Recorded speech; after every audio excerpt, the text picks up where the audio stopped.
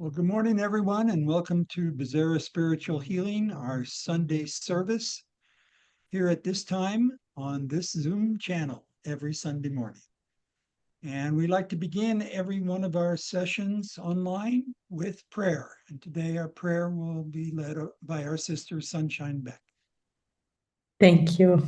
I invite everyone to close their eyes and let us envision our inner eyes to open up gently but committedly. And let us first connect to our physical form so that we will be perfectly present in this beautiful, blessed moment of congregation. Let us connect with our breath, taking deep inhales and exhales, visualizing the divine light, love, and light to enter us. And all the emotions, feelings, and thoughts that are not aligned with divine love, let us visualize them leaving us, rolling out into the beautiful Mother Earth, who we feel connected to gratefully and lovingly with our feet chakra.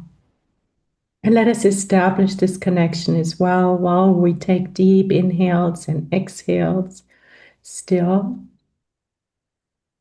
And now let us connect to our hearts, the heartbeat, and the beautiful heart chakra, the heart center, our beautiful heart center that keeps us connected to everything and all, that allows us to feel the unity we are.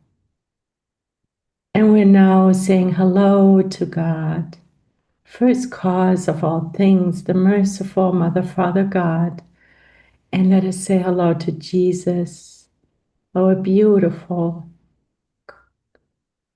older brother, paving the path for us, shining the light, our guide and model always.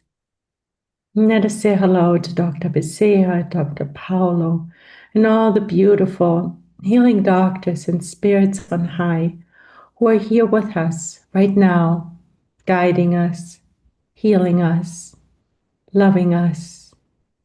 And we are warmly welcoming all other spirits, both incarnate as well as discarnate, who are here as well, receiving today's blessings. And we pray that our dear sister Kiki, who will be the person who will give our talk today, will be guided by the love and light of her mentors and the mentors of this group. And it is with immense gratitude, a full heart, and an open mind that we humbly ask for permission to begin today's session. And so be it, and so it is. Thank you. Thank you, Sunshine. Our meetings are comprised on Sundays of two different parts. First, we have our speaker, and you just heard a little bit about Kiki, the speaker for today. And then we have a spiritual healing that takes place afterwards. All faiths, belief systems, religions are welcome to attend and learn every Sunday right alongside us. We welcome all flavors. And at any time, if you have questions, the chat window is open. And if you'd like a personal discussion, just request that and one of us will get back with you. Otherwise, I'd like to share our schedule of activities that we do every week. And we have the Sunday service that we are now in the middle of with the two parts. Every evening at 6 o'clock, we do a short prayer session. No structure, everyone is welcome to join us and pray as a group. We also, as I said earlier, have individual appointments available for what we call fraternal counseling. We try to schedule these for Wednesday afternoons, but we will do our best to accommodate everyone's schedule. Throughout the week, we do book study groups. These immediately follow our daily prayer session, starts at 6:30, and they run for about an hour each. On Sunday nights, we are studying the Missionaries of the Light book, That's from Chico Xavier through the Spirit Andre Luis. On Tuesdays, we are studying the Consoler.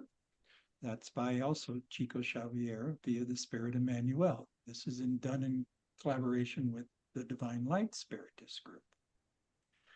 On Wednesdays, we are kind of free floating for the moment. We have just completed the study of heaven and hell, and we did our first ad hoc meeting this past Wednesday. It was pretty cool what we did.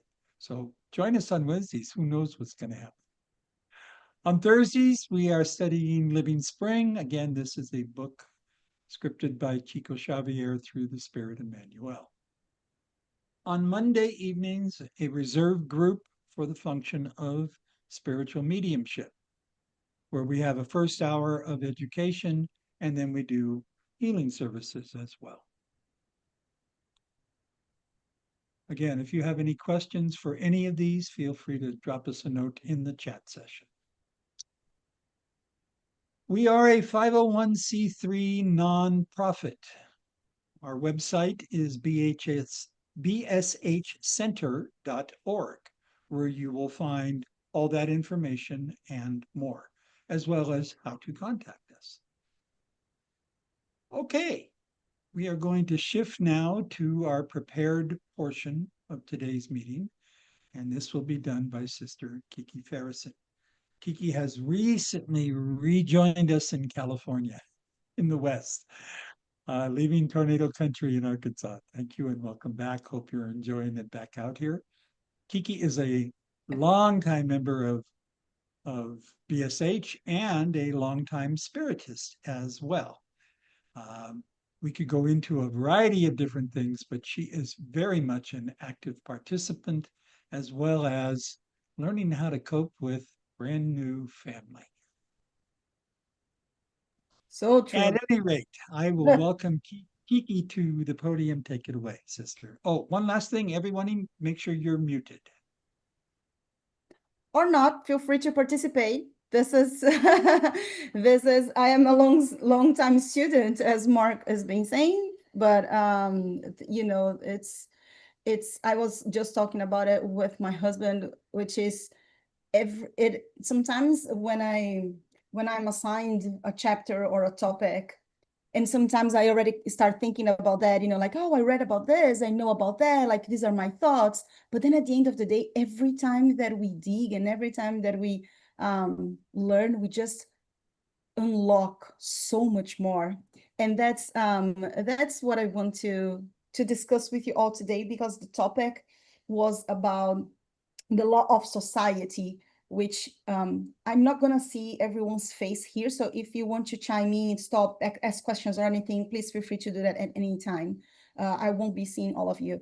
But so as I said, this is grounded on the chapter 7 of part 2 of the book, the Spirit's book, that is about the law of society. And I just wanted to tweak it a little bit, not only because the chapter is really short, and I like that because it is exactly what it is. It is short and sweet, and it tells us what is our responsibility, what is our spiritual responsibility within the society. So the reflection that I wanted to bring along for us is, what is the position that we have in the society? Why are we where we are? What is our spiritual responsibility? Why should we stay? Why should we change? And all that. So let's reflect together. And as I said, please feel free to chime in anytime. The very first thing that came into my mind is how complex the society is, the web of society is, in a way that our intelligence cannot even grasp its importance. And society is part of our divine law or natural law, because it's a living system. It was created by God. It's extremely complex, it's extremely sophisticated, and it's absolutely constant evolution from both individual and, of course, collective levels, right? Every moment, every movement, and every inertia, as our brother Charles said a couple of weeks ago, impact one another and another and another, and so on. So all these connections, they are an intrinsic part of everything in nature, starting with the plants. How many plants, they are all connected together under the ground. The roots are all together because they are all part of a system. That's the same with some animals, and above all, for sure, for the entire human nature. So on the question 766 of the Spirit's book, we learned that speech and other faculties were granted to us within the purpose of social life. Meaning we are all meant to interact. We are fully made to touch, to feel, to hear. We are made to speak. We were made to have conscience, to go or to stay. Everything on us calls for action. And it is in this connection, it's funny that even the phoneme shows its connection, its closeness. It is in this connection that we will make our faculties useful. Now, obviously, that as a learning process, we must evolve our core instincts, the instincts that we are all been carrying for so long, and our morals. So then we can polish how to use those faculties. Because using them with responsibility or even without responsibility can be a neglect of the divine law, right? Like it can be a neglect of the faculties that we just reserved. If we think about the impact that we have on each other, we will think about everything that we do twice or thrice.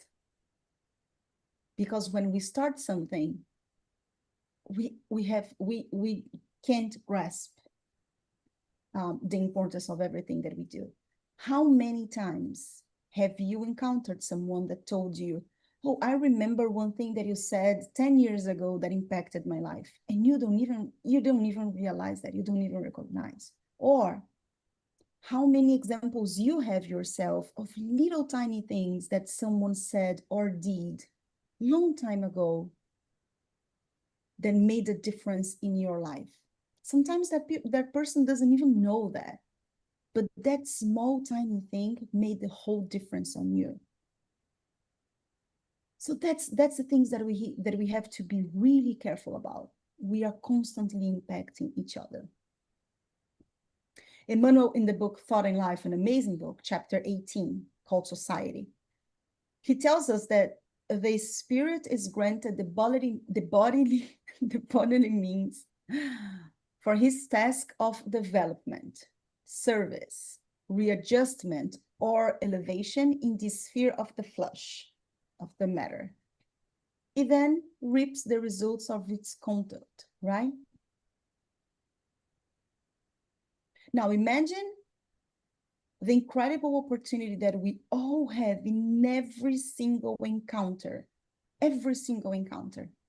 billions of people, billions of opportunities to give, to receive. Again, in the Spirit's book, we learned that through social union, human beings complete one another and mutually secure their well-being. We need one another. We were created to be together, not in isolation. And in the Spirit's book, we see that to live in isolation for personal preference, it's selfish. We are just holding on the world. Those who do that, it's twice selfish, according to the Spirit's book, because they are being selfish with what they give and to what they receive. They want to filter what they hear.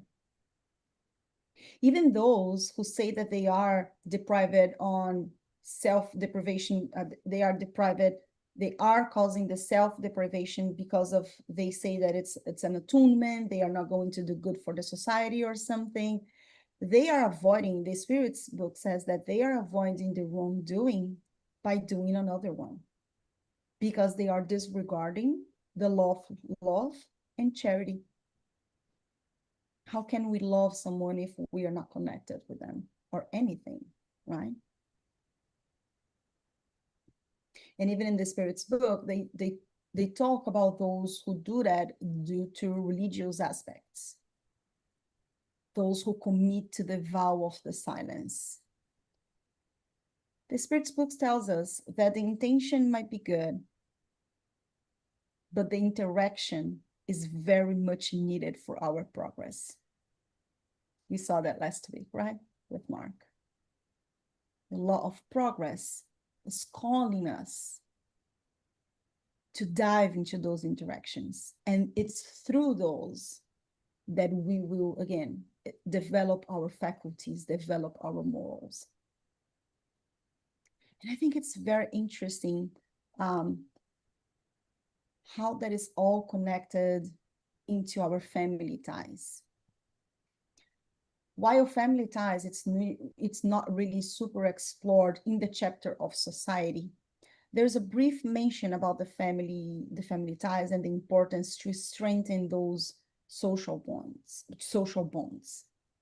It says that in another chapter, actually on question 215, they explain to us that families are formed based on the similarity of their tendencies, which are more or less purified according to their elevation. Now, of course, that this is the general case, right? As is explained in the Spirit book, where souls, they do incarnate in a specific family, according to, let me see, to a specific family according to their skills or wherever they need to overcome any inclinations. There are cases where the gather is compulsory, of course, for the people who need to work on love and forgiveness. But all that to say how important it is that we, again, strengthen the bonds. And Mother Teresa has a saying that I think summarizes so much this whole chapter. And I know that it will summarize really well, but let's continue on this reflection. But she says, if you want to change the world, go home and love your family. Our family will always be a sample of the society. There will always be someone that we are more attached, someone that we are not so much, someone who do things that are amazing and we admire them and we are inspired by them. And there are those who are always making bad decisions and bad choices. But if we are together, and again, as a sample of the society, what is our role? How can we love them? How can we support each other? How can we call out when we see something wrong being done? So I love the idea of understanding that we are all in the same boat. Sometimes we are doing, sometimes we are not rowing at the same time and we need to get back in sync. But it is by holding each other's hands and letting everyone know what we can do, where we can go, that we can definitely grow in moral, we can go further. We can learn deeper.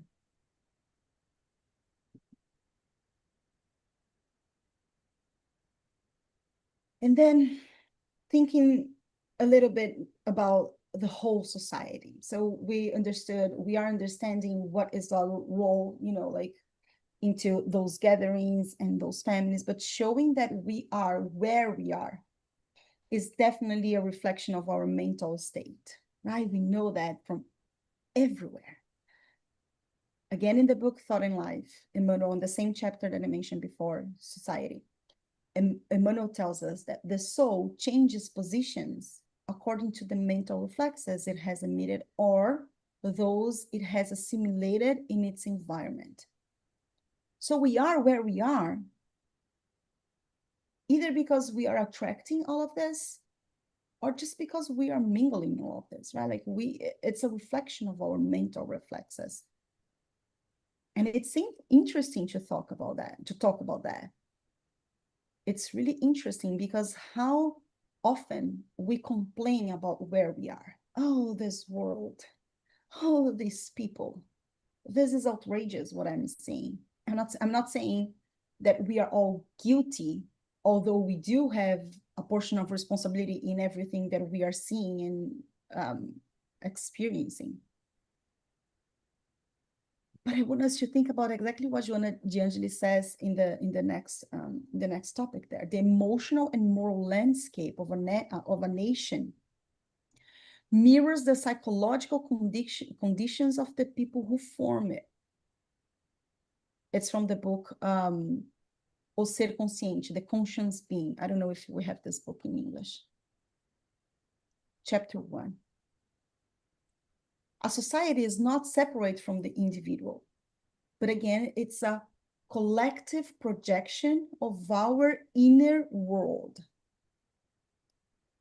So how many times we see and then we talk about violence against people who have diverse thought. Maybe we are not necessarily being violent with each other, but we are being judgmental. And then if we extrapolate that from a society, from a social perspective, that judgment that we have, very tiny one for someone where we are pointing fingers, that will extrapolate. That is the energy that we emanate and gets connected with so many other judgment energies, that those who are in tune of violence will capture that and will express that in form of violence. So that tiny judgment that we did is going to negatively contribute for that violence that we are going to see on the TV. Not because we are violent, but because the energy that we are emanating connects with so many other judgment thoughts. And those who have tendencies for violence will express that in form of violence. But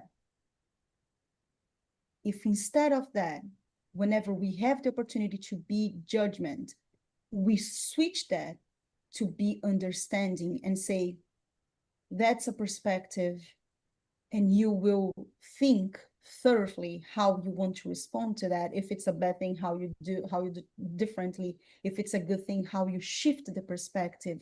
Then that's tolerance, that's patience, that's compassion, that's brotherhood, that's respect. And that's the type of energy that we are going to emanate.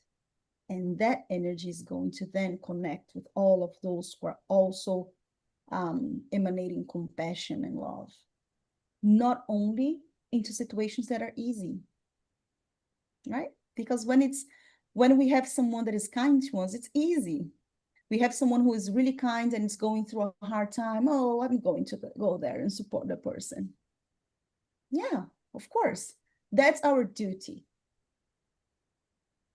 Emmanuel tells us that charity begins when duty ends. Being compassionate and charitable with someone we love, it's duty. But being charitable is really transform who we are towards the other person's need. So if we have someone who is really rude, that person needs our compassion more than anything. They don't need our judgment. They need our compassion.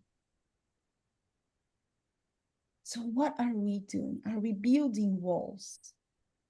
Or are we building bridges?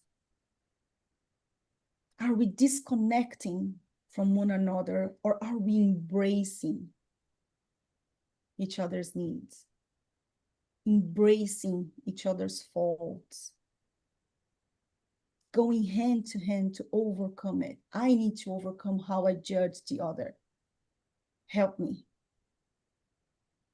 In the gospel, we learn from Jesus that love God above all things and your neighbor as yourself. Why would we just love those who agree with us? Those who are kind to us. And what are our actions to prevent the wrongdoing to keep happening over and over and over again? So, if society is a reflection of us, let's pause and think. From the chaos that we see in the society, what is the chaos that is inside of me, that is reflected in me?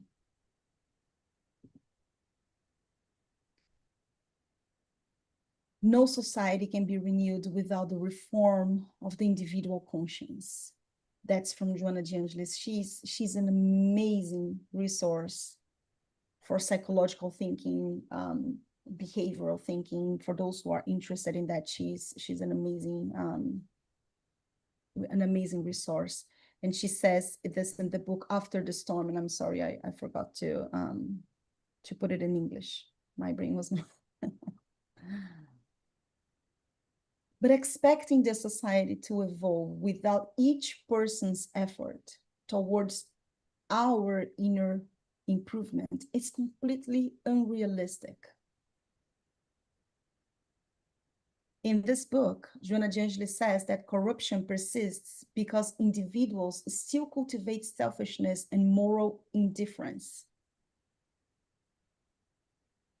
You know, when we are always thinking, oh, that's okay, nobody's going to pay attention to this small thing. Again, it's not about that small thing. It's about the energy that that action is emanating. And it's capturing with so many others. That selfishness that sometimes we just apply into a situation that's just going to reverberate as selfishness anywhere else. Society is only sustainable when rooted in personal honesty. That's for sure. In emotional balance. How do we respond? How do we manage our emotions? How do we transform our emotions? So then we can cope with our spiritual responsibility. And be disciplined about all of that. That's the only way we can find inner peace. That's when we will start seeing more ethical leadership. That's when we will be able to see more solidarity among people, healthier environments anywhere, family, school, workplace, fairer laws. Sometimes you just see things that doesn't make sense. But again, it's all reverberating the selfishness that we are still holding on us.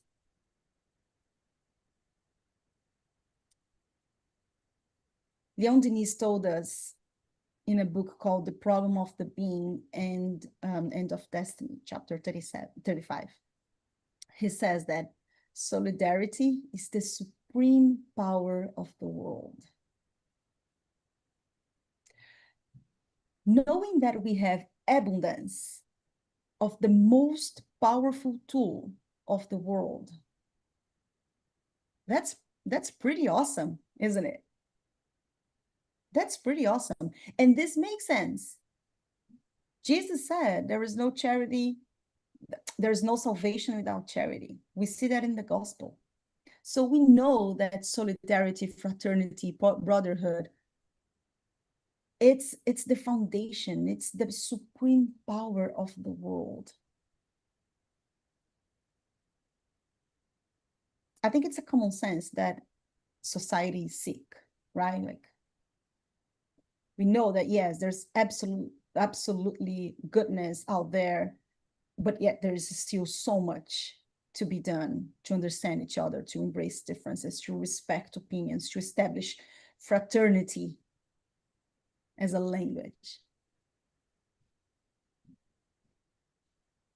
So we know that there's still a long way to go. And when we see solidarity being one of the tools that we can change that sick society, how can we do that? Again, are we being destructive to our society, to a healthy society, or are we being constructive to a healthy society? What is part of our daily thoughts, of our daily actions, of our daily conversations? What is part of our vibratory emanations, our thoughts? On that book, After the Storm, by Joanna de Angelis, she tells us that there are 4 big pillars of the way that we contribute to the world. This is how we are constantly contributing to the world. One is through the good that we do, right? Like remembering that the good that we have to do, there's a portion of it that is our duty, and there's a portion of it that is charity. But nevertheless, it's always the good that we are doing. There is also the part that there is the good that we fail to do for whatever reason, for whatever excuse we have for ourselves, that we are giving grace to ourselves, whatever. We all know what are the things that we could be doing that we are failing to do. There's also the evil that we produce, actively produce. And again, understanding who we are is absolutely needed for us to be aware of the evil that we might be doing. Sometimes we do that without even noticing, because we are so selfish looking to our needs that we don't even notice sometimes the evil that we are producing. Again, with that tiny part that I was mentioning to you, whenever we have a situation where instead of trying to understand, we judge, that is an evil that we are doing. That's a bad vibratory emanation that we are sending out. That is contributing to the world. And also the evil that we tolerate. When we see something wrong and we decide to not participate, to stay quiet. I'm not saying that we should all go riot. I'm just saying that we are the agents of change. And it is on our total power to change that however we can. And I'll give you a simple example that came to me this week. I work in a company that they do have a cell that it's called Unity, where we are all helping each other to understand how we can unite more and more each other with different races, with different gender inclinations, and all that, like all the differences, social differences. That's what they do. And I work in a company that it's data driven, completely data driven. And then I was in a meeting where I saw a demographic that it was white versus the rest. Like, heck. What type of demographic is that? I couldn't finish watching the presentation. I had to stop them. And then, of course, the people said, Chris, no, we're not having that discussion right now. And then, of course, I had to hold that just a little bit. But then I thought, should I keep fighting about that? And then the other part of me, no, that's not going to do good for my job. And then the other part of me said, yes, this is the opportunity that we have to just be aware of the tiny things, for those things that seem tiny, but they are not. And then gladly, and I'm so happy about it, I was able to keep fighting for that. And we have now a discussion on how we're going to tell the client that they should not be doing that, and how will we invite them to think and to describe differently, because that's not bringing any insight to anything. If that's about culture, so let's think about culturally and not why. And I'm just bringing this again, not to give grace to what I did, because definitely we are all vehicles of change. But if I do not like to see the difference that people do out there, that's my responsibility to do something too. It's on those tiny things, and that will help each and every one to think. What gossip are we giving? Are we telling? What judgment are we bringing? Again, what is the emotion that we are sending out there? That's on us. Even when we vent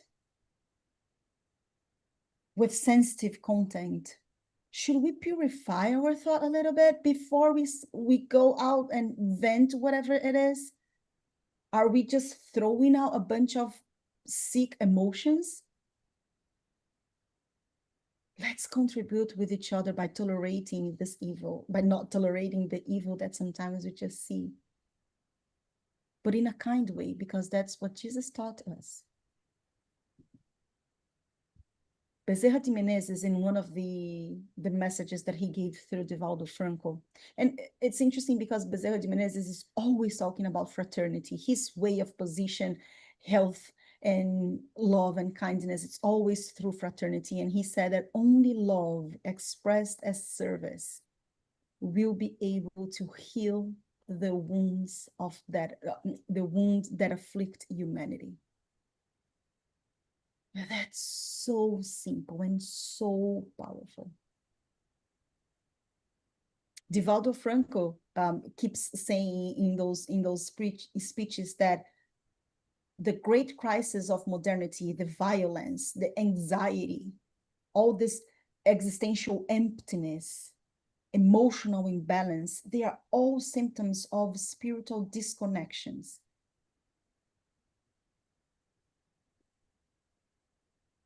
If the outer world is an expression of our inner world, how that disharmony is going on us, and how can we build up those connections with each other? And here are a couple of questions that we can just ask ourselves to bring those reflections. Who have I not been tolerant with? Who is in material need or intellectual need or emotional need? Who can I be more patient? I'm sure we all have a friend that sometimes just drive us nuts.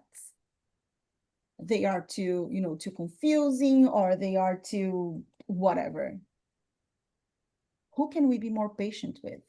Who is going through a hard time that I can just check in?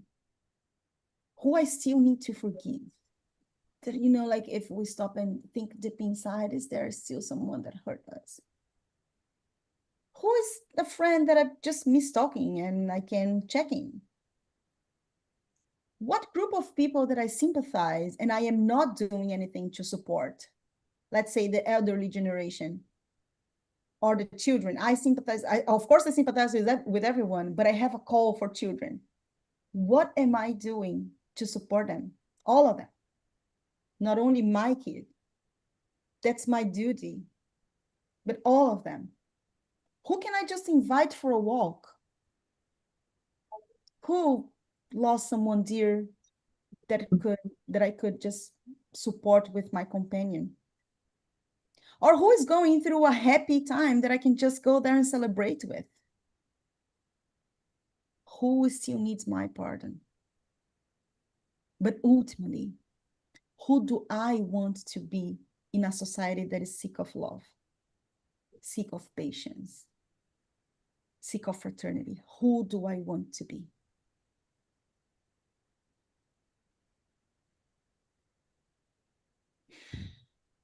Who do I want to be?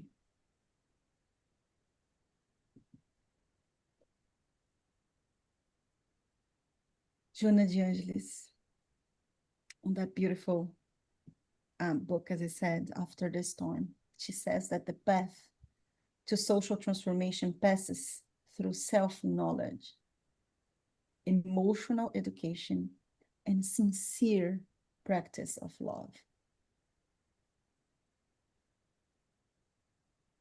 This is how we empower ourselves. We were talking about empowering connections. And I want so much that we leave today's service feeling empowered, feeling encouraged to go through that self-knowledge, to truly understand what am I doing that is so minimal, that is adding up to the sick society. How can I correct my harmful habits? This judgment, or sometimes just get lazy, or sometimes just get too tolerant, or sometimes I get too mad about something. How can I cultivate the good virtues? The love, the patience, the discipline. How can I be at service? How can I do this due diligence and review it constantly? As St. Augustine taught us, our nightly review should help us to go through that. Chico Xavier once said that one of the hardest pain is the regret of the time lost. I don't even remember where I saw that, but that marked me so much. That's one of the hardest pain.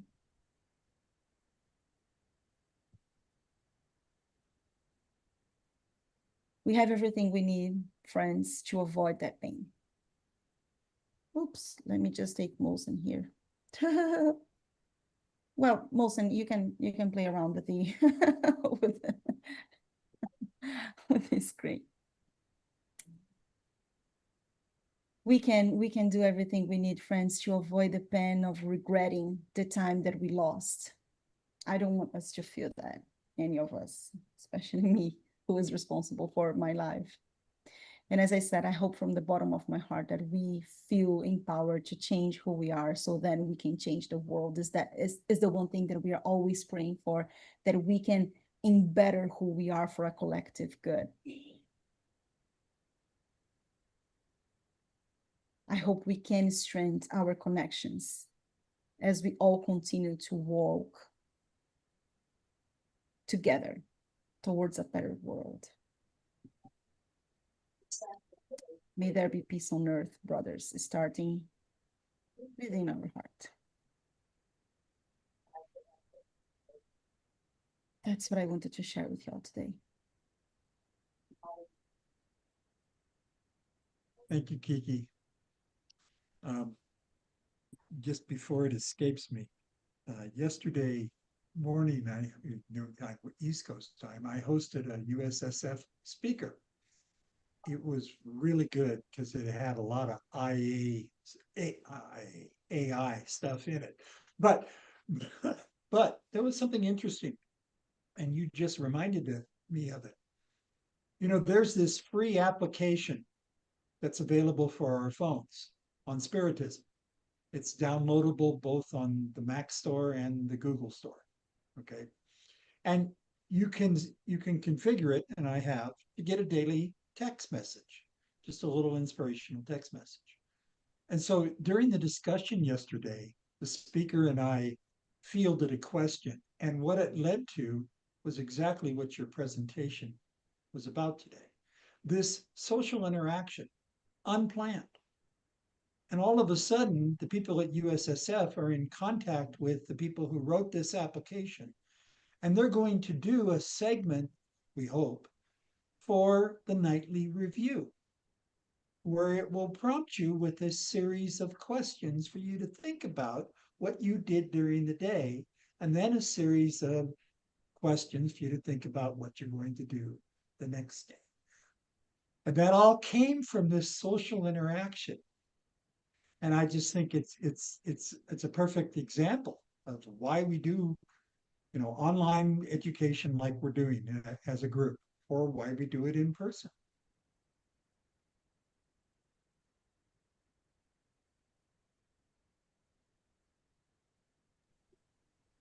Thank you, Kiki. As usual, beautiful, and you touched my heart and you spoke my mind too. And the core for me is, we're so prone to judging, right? And being unhappy and looking outside and thinking, oh my goodness. But you said it, the outer chaos is our inner chaos. So when we really get that all of what unfolds on the public stage is our inner drama, and last late, and also we're here for affinity reasons. So that's another, reminder. I think I know things will shift little by slow, thought by thought. But as long as we're pointing the finger and we're outraged and blaming, how can they do this and blah, blah, right here. So thank you again for saying that. Kiki, I love that family tree. I want that picture. Um, there was a couple of things that put me in thought of especially when you started talking about not being the one to bring up that change with the group of people who don't have that consciousness of what they're putting out. And it made me think about people who are around me sometimes don't want to talk about spirituality and whatever. And I said, but should I shut up because they don't want to hear it? And so how I end up talking about it is I I asked them, open this door about haunted houses and spirits in the haunted house, and that's my door. And the floodgates just open for them. And that's my door in. And when I make them conscious of what they're believing, then I talk about how the Bible, which I was raised in, so they can't argue about that, doesn't include life after death and spirituality in a way where you need to perfect yourself and grow.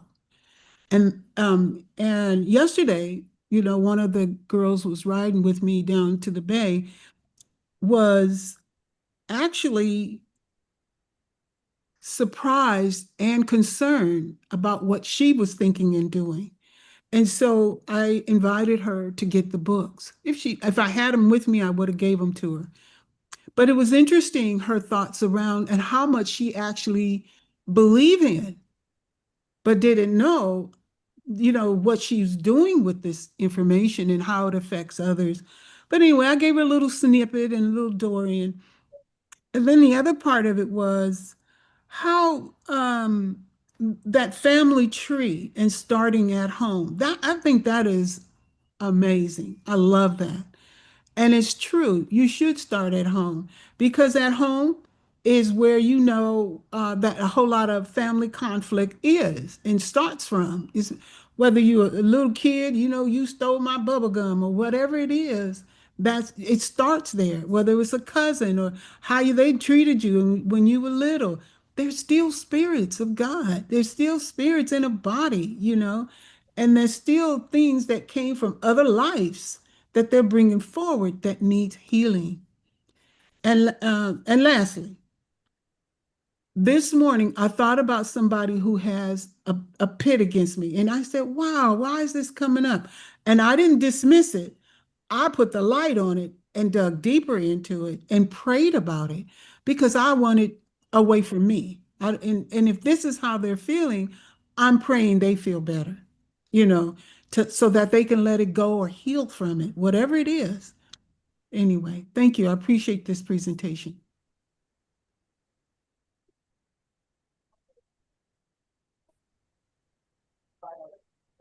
Thank you, Kiki. That was very beautiful and important message that you gave us, that we should start with ourselves. Even in the family, we cannot say that doesn't do anything and that does the worst things. I am responsible only for myself. You know that Jesus couldn't change all the people. Even one of the 12 people who were always with him, then we are responsible for ourselves. And you said that the people needs to change themselves. And when we are purified, then we make a healthy society. Thank you very much, Kiki.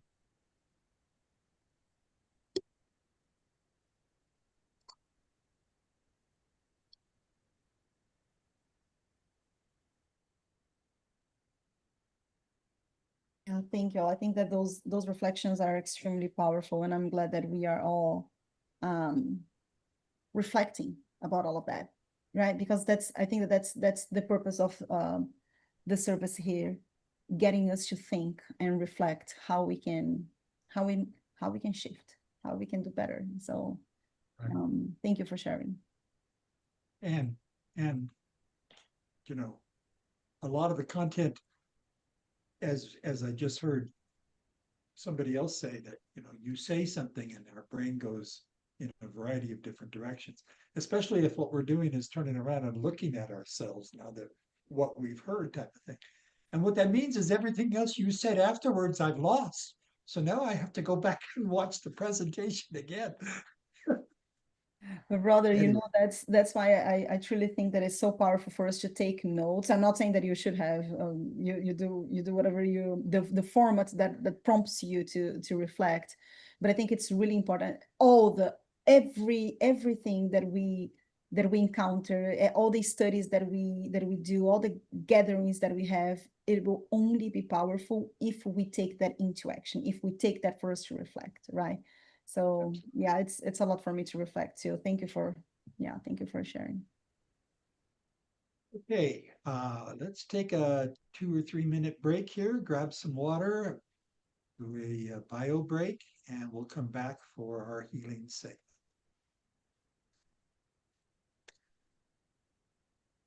Have a good day.